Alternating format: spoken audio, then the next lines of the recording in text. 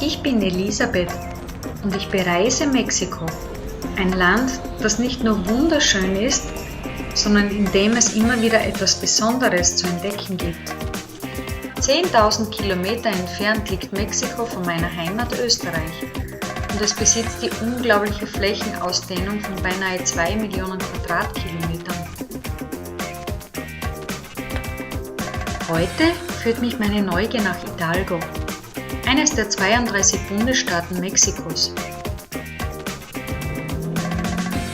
Es ist das Dörfchen San Antonio de Soquipan, das mein Interesse geweckt hat. Hier soll es alte Felsmalereien zu sehen geben. Und außerdem ranken sich mythische Legenden um Bewohner von ungewöhnlicher Größe, die angeblich einst die Gegend hier unsicher machten. Die Riesen von Tezoquipan. Semi-arid. So bezeichnet die Klimatologie die besonderen Wetterverhältnisse in dieser Gegend Mexikos. Es bedeutet, dass 6 bis 9 Monate lang die Verdunstung wesentlich höher ist als die Niederschlagsmenge. Nur in den restlichen Monaten des Jahres verhält es sich umgekehrt. Absolut trockenes Wüstenklima wechselt mit subtropischen Phasen. Und das bedeutet, dass Wasser nur in ganz begrenzten Zeiten verfügbar ist. Dieser Umstand verhinderte die Bildung urbaner Zentren und die Gegend wurde hauptsächlich von Nomadenvölkern besiedelt. Die meisten Lebewesen hier haben sich an den extremen klimatischen Wechsel in diesen Halbwüsten angepasst. Das Überleben für die Menschen hier allerdings war oft von einem einzigen Umstand abhängig, dem Vorhandensein von Quellwasser. Mancherorts stößt man heute noch auf kleine Kapellen. Sie stammen aus der Kolonialzeit und galten als äußeres sichtbares Merkmal für das Vorhandensein von Wasser oder einer Quelle. Vermutlich hatten sie auch religiöse Bedeutung.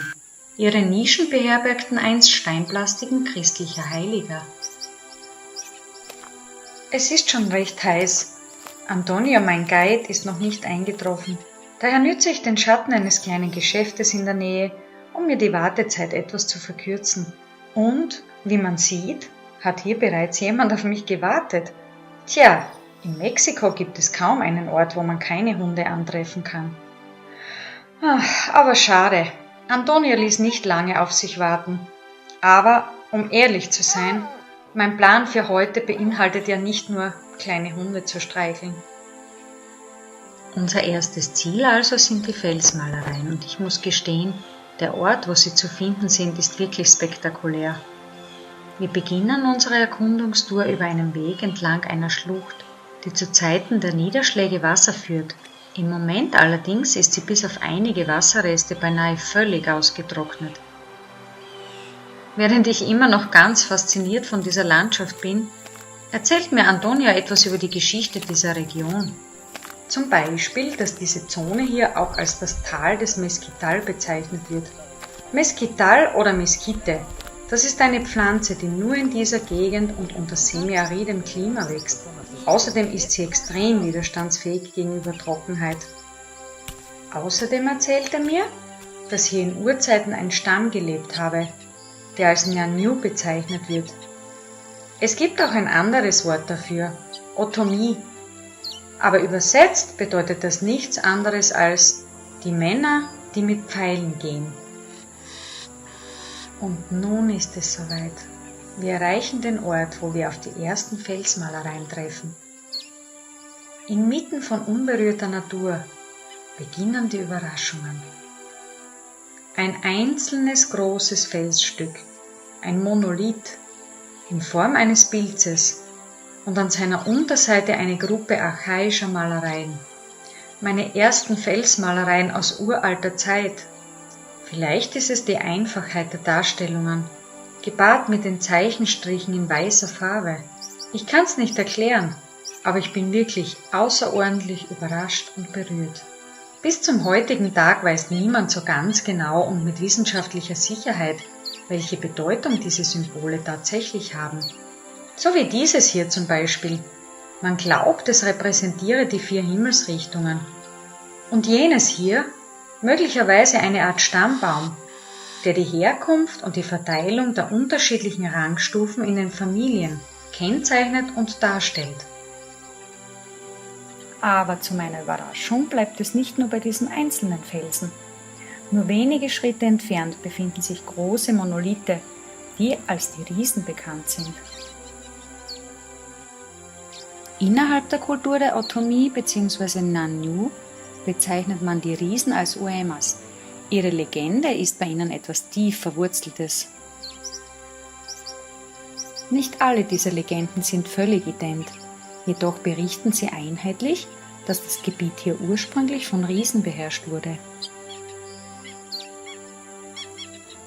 Später kamen die Otomis als Eroberer und man erzählt sich, dass sie die Riesen unterwarfen und zwischen die Felsen sperrten. Die Zeichnung am Fuße dieses Felsens zeigt nach Meinung von Antonio, meinem Guide, einen Riesen, der von einer Gruppe von Personen umzingelt wird. Viele der Legenden, nicht nur in dieser Gegend, beinhalten den Aspekt von Eroberung oder Krieg. Trotz alledem muss ich gestehen, für mich als Künstlerin und kreativ gesehen, erkenne ich in dieser Zeichnung eher einen blühenden Kaktus, so wie er in dieser Gegend häufig zu finden ist. Naja, und noch was hat Antonio so nebenbei erwähnt, nämlich, dass es Leute gibt, für die diese beiden Felsen den Eingang in eine andere Dimension darstellen. Was das betrifft, so sehr ich mich auch bemühte, mich von hier aus an irgendeinen anderen Ort der Galaxie zu manövrieren, blieb leider völlig ohne Erfolg. Naja, vielleicht das nächste Mal.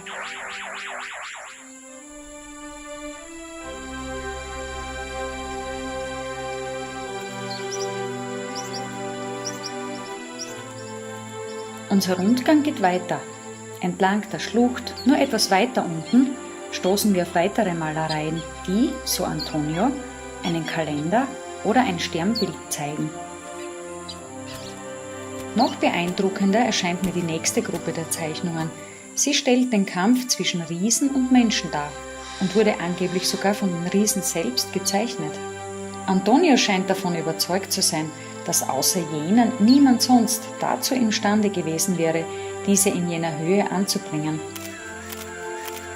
Selbstverständlich sollte man diese Sichtweise als Teil der Tradition sehen, denn es ist mir nicht entgangen, dass es an dieser Stelle einen schmalen Weg gibt, der den antiken Bewohnern möglicherweise einen Zugang von oben bis zu diesem Felsen erlaubte. Kommen wir noch einmal auf den Kampf der Riesen gegen die Männer zurück. Die Legende erzählt nämlich, dass jene einen ziemlich wunden Punkt hatten. Darüber gibt es zwei Versionen. Die erste berichtet davon, dass die Beine der Riesen keine Kniegelenke hatten, weil sie lediglich aus einem langen Knochen bestanden. Sobald sie nun von den Männern zu Fall gebracht worden waren sie somit völlig hilflos und außerstande wieder aufzustehen.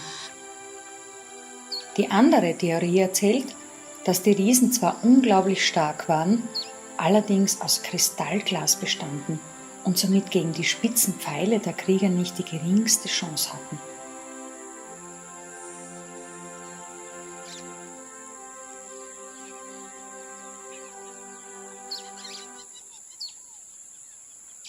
Die Natur hier hat wirklich etwas Magisches an sich und diese Felsmalereien sollten uns auch darüber bewusst werden lassen, dass wir uns hier an einem Ort befinden, der den Bewohnern heilig war und die außerdem das Leben und die Welt aus ihrer besonderen Sichtweise aus interpretierten.